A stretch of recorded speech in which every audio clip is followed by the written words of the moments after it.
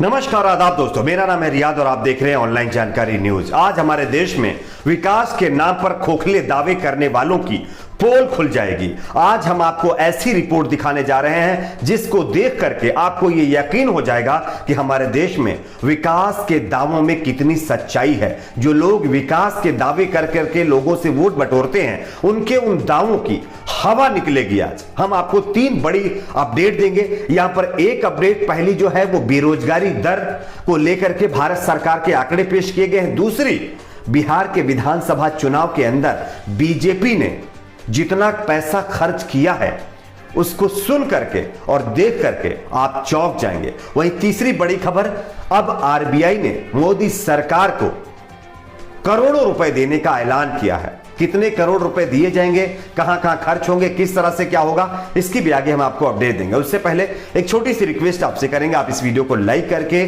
Channel को subscribe करें और बेल आइकन को जरूर प्रेस कर लीजिए। वैसे तो विकास के नाम पर हमारे देश के अंदर यह कहा जाता है कि जब से कुछ राजनीतिक पार्टियां 2014 से विकास जब सत्ता में आई हैं, तब से देश में विकास की गंगा बह रही है। लेकिन थोड़ा कोरोना आया और विकास की जो नदियां बह रही थी वो अब सूख चुकी हैं।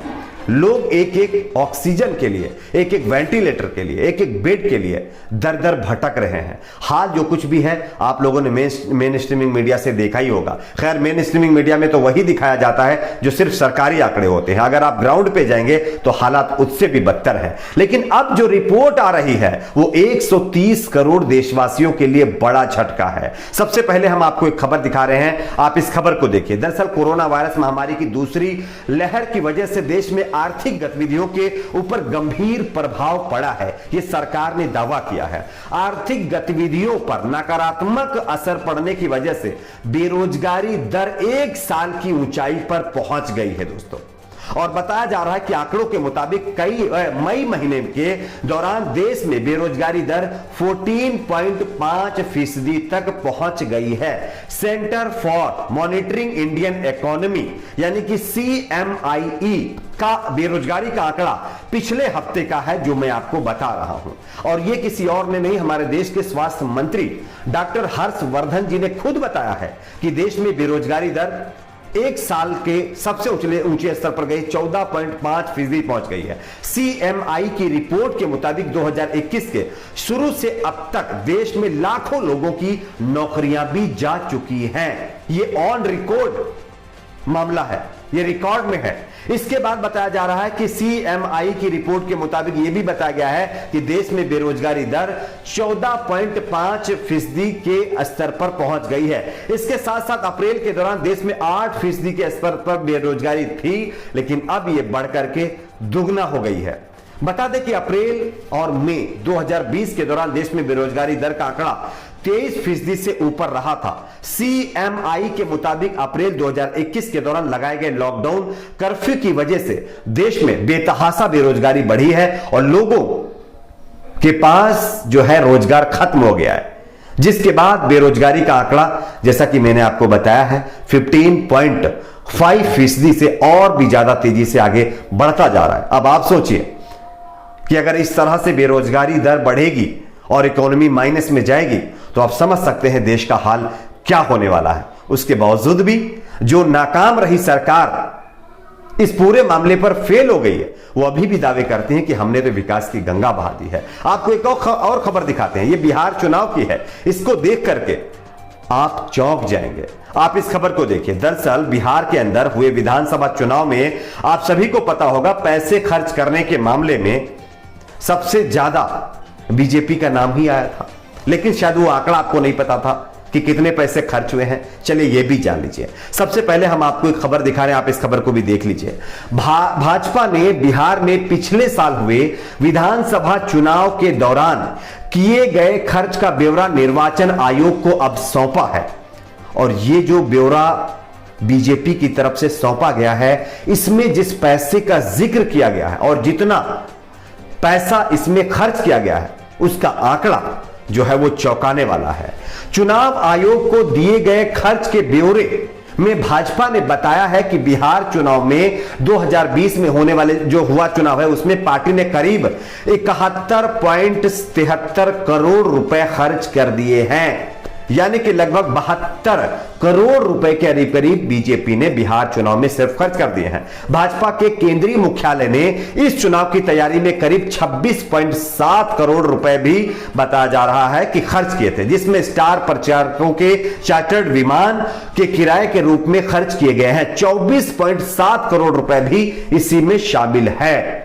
विमानों में खर्च हो रहा है पैसा, लेकिन काश ये पैसा हॉस्पिटल्स में खर्च होता, काश ये पैसा उन गरीबों के रोजगार में खर्च होता जिनके पास आज नौकरी नहीं है, तो शायद देश में तरक्की होती। इसलिए पहली रिपोर्ट में मैंने आपको बताया बेरोजगारी दर 15.5% चली गई है। इसके बाद बिहार चुनाव में खर्च किए गए पैसों का ब्यौरा भाजपा ने चुनाव आयोग को दे दिया है। कोरोना काल में हुए बिहार चुनाव में लोगों ने बड़े बड़े दिग्गज नेताओं को अपने क्षेत्र में देखा। रोजाना आसमान में हेलीकॉप्टर के गड़गड़ाने की आवाज सुनाई देती रही। मीडिया रिपोर्ट्स के अनुसार भाजपा ने चुनाव आयोग को बिहार इलेक्शन में अपने किए खर्च का जो ब्यौरा दिया, उसमें 24 करोड़ से अधिक सिर्फ और सिर्फ स्टार जो प्रचारक हैं उनके चार्टर्ड विमान जिसमें वो उड़ रहे थे उसमें खर्च किए गए हैं। अब आप सोचिए कि ये पैसा किसका है, कैसे खर्च हो रहा है। क्या आपको लगता है कि इतना पैसा चुनाव में खर्च होना चाहिए था? और ये सिर्फ बीजेपी की बात नहीं है, सभी राजनीतिक पार्टियों का यही हाल है। बेरोजगारों को रोजगार नहीं देंगे, विकास के नाम पर सिर्फ वोट लेंगे, जीतने के बाद उस विधानसभा या अपनी लोकसभा में दिखाई तक नहीं देते हैं नेता। लेकिन आप देख लीजिए सैकड़ों करोड़ रुपए अब इनके हवाई सेवा के ऊपर खर्च किया जा रहा है। बात करते हैं एक और बड़ी खबर की। आरबीआई अब देश की सरकार को 99,122 करोड़ रुपए फिर से देने जा रही है। आपको एक रिपोर्ट दिखा रहे हैं, आप इस रिपोर्ट को देखिए। दरअसल रिजर्व बैंक ऑफ इंडिया के सेंट्रल बैठक में बड़ा फैसला किया गया है। बैठक में 99,122 करोड़ रुपए के सरप्लस अमाउंट को सरकार को ट्रांसफर करने की मंजूरी मिल गई है। यानी कि अब हमारे देश की मोदी सरकार को 99,122 करोड़ रुपए रिजर्व बैंक ऑफ इंडिया फिर से ट्रांसफर करने जा रही है। जी हां, इसका मतलब साफ है कि सरकार को अब जो है जुलाई 2020 से मार्च 2021 तक का सरप्लस अमाउंट सरकार को मिलेगा। अर्थशास्त्री बताते हैं कि आरबीआई की आमदनी का मुख्य जरिया सरकारी बॉन्ड, गोल्ड पर किया गया इन्वेस्टमेंट और विदेशी मार्केट में फॉरेक्स और बॉन्ड ट्रेडिंग होता है। आरबीआई के पास इस बार रिकॉर्ड सरप्लस था क्योंकि पिछले बैंक ने गोल्ड और विदेशी मुद्रा बाजार दोनों बाजारों में वह एक्टिव रहा है और यह पैसा अब सरकार को दिया जाएगा। अब सरकार इसको कहां खर्च करेगी इसके बारे में तो बाद में ही पता चलेगा। फिलहाल आरबीआई ने सरकार को यह पैसा देने का यानी कि ऐलान कर दिया है। वैसे चुनाव प्रचारों में ना खर्च कर दिया जाए, काश ये पैसा उस गरीब जनता के ऊपर खर्च किया जाए तो ज्यादा बेहतर होगा और होता। लेकिन देखते हैं कहां होता है। आपकी अपनी इस पर क्या राय नीचे कमेंट में जरूर बताइए। वीडियो को लाइक शेयर, चैनल को सब्सक्राइब जरूर।